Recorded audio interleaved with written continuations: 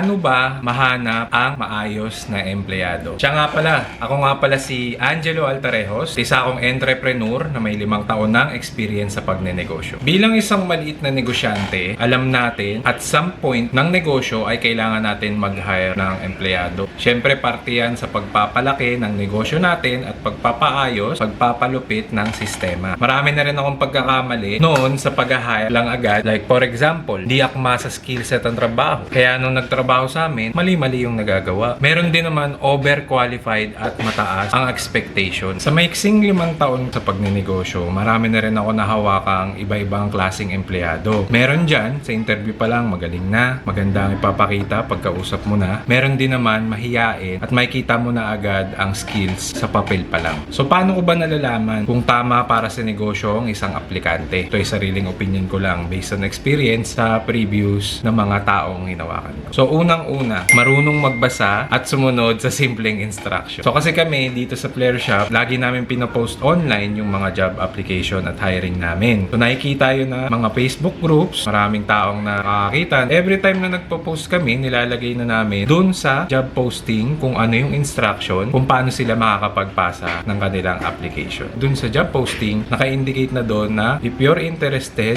for this job opportunity, please send your resume to this email. So yun, nilalagay namin yung email. Ngayon kasi karamihan sa mga napapansin ko o hindi ko alam bakit nila ginagawa yun, may mga nagko-comment pa rin ng how, paano po, interested, o diba, dun mo kagad malalaman kung sino ang nagbabasa. Dun mo na rin madedetermine kung marunong sumunod sa simpleng instruction. So tip number 2, maayos ang writing skill. So diba, once na nag-send na sila ng resume sa either messenger or email, kine-check namin isa-isa yung mga resume kung sino yung pasado sa hindi. Siyempre, dun mo na makikita kung tama ba yung pagkakasulat nila ng mga detalye, yung punctuations. Isa na yung halimbawa kung meron bang writing skill ang isang tao. Kompleto ang detalye, kompleto ang job experience. So siyempre, gusto natin sa mga na-hire natin, merong writing skills, lalo kung online, kagaya sa amin. Kasi dito, magbabasa ka ng instructions sa computer, ng mga orders, ng mga chat ng mga customer, mga returns, mga policy ng mga shopping platforms. So, importante ang tao na may writing skills. Tip number 3 or number 3, pumupunta sa interview sa tamang oras. So, once na na-filter out na namin lahat ng mga applicants na nagpasa ng resume, tinitingnan namin doon kung sino ang pasado sa amin sa standards at sa detalye base sa resume nila.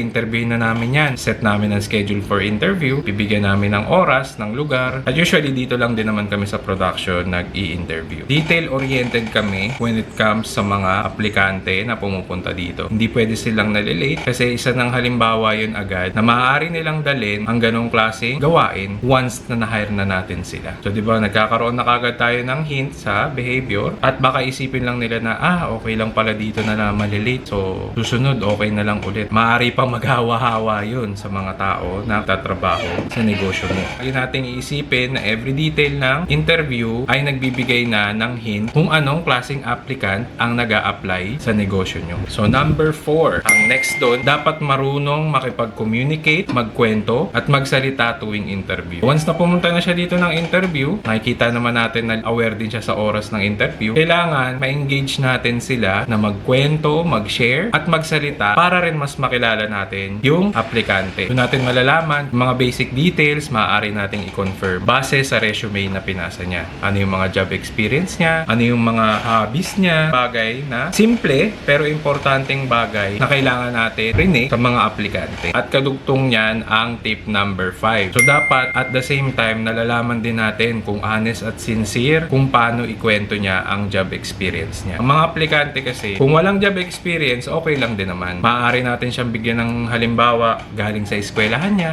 kung paano siya makitungo nun sa mga professor niya, paano siya makitungo sa mga kaklase niya. Pero sa mga may experience, ang usual na tinatanong dyan namin ay, kamusta naman yung previous job experience mo? Ano yung mga dahilan? Bakit ka umalis doon? Ano yung mga job responsibility mo? Kamusta ang pakikitungo mo sa mga supervisor mo, sa mga ka-teammate mo? Kasi doon natin nag-gauge kung ano ba yung mga gusto niya at hindi. Yun na rin kasi ang magbibigay ng hint sa atin kung ano ang kanyang work ethic at paano siya mag-build ng relationship within sa trabaho at sa mga kasama niya sa trabaho. Minsan kasi nakakita tayo ng aplikante na medyo napapansin natin, medyo slightly off. Kaya yun sinasabi natin, kailangan i-gauge din natin, i-check natin yung body language, message, titingnan natin kung kapani-paniwala ba, na talagang honest ba siya, sincere ba siya, toong umalis siya dahil napag-initan, or minsan kasi mababasa natin yan sa body language na rin nung aplikante. Palala ko lang, hindi natin generalize lahat dito. Pero based on experience ko lang, mainam na tinatanong natin kung kamusta ba ang previous job role niya at kamusta ang relationship niya sa mga katrabaho niya noon. Yung mga ganong klaseng pagpapaliwanag sa kanyang trabaho ay siya rin magiging basis natin kung paano niya rin maiintindihan ang trabaho na gagawin niya sa negosyo mo. And last but not the least, actually ito, share ko lang yung isang strategy na ginagawa ko. Ito, maaaring ba yung approach nyo, pwede nyo ibahin yung klase ng tanong na to. So ako kasi tinatanong ko, rin ba kung gaano nyo ba kakailangan ng trabaho on a scale of 1 to 10.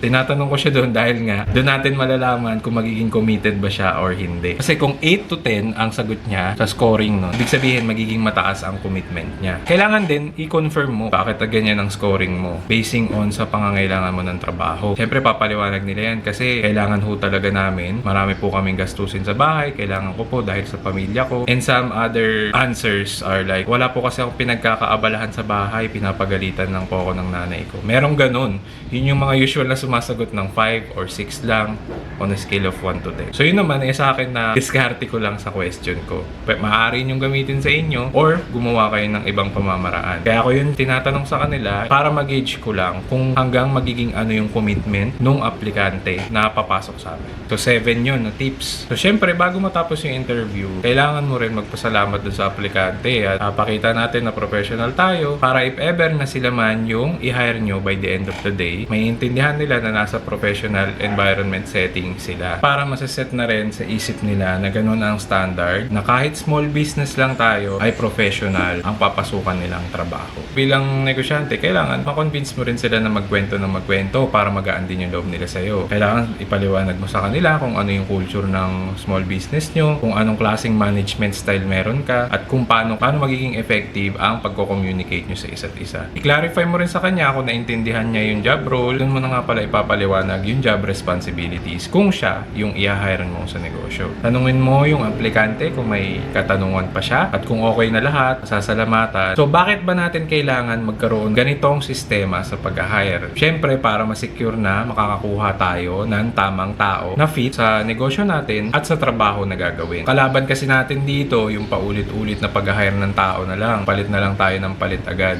Which also is a costing for our business. Yun ay nakakasayang sa oras natin bilang mag-hire na naman ulit tayo, mag-interview na naman tayo. Pangalawa, siyempre lahat ng empleyado may adjustment period yan. So every now and then, mag-a-adjust ka na naman ng panibagong employee. Ang negosyo lang din ang mahihirapan at ikaw bilang isang negosyante. So yun muna, mga ka-ventures. Mabilis na tips lang naman. Kung may katanungan, comment, feedback, magsulat lang kayo dyan sa baba. At kung nakapulutan nyo to ng aral, share nyo na lang din sa mga kilala nyo na nangangailangan ng mensahe na to. Salamat nga pala sa oras, panonood ng video na ito. Ako nga pala ulit si Angelo Altarejos, isang entrepreneur. Naniniwala na lahat ng naiisip natin at nai-imagine natin ay kaya nating gawin. So we become what we think about. So salamat nga pala ulit mga ka-venture. Thank you sa time nyo and see you again soon. Bye-bye!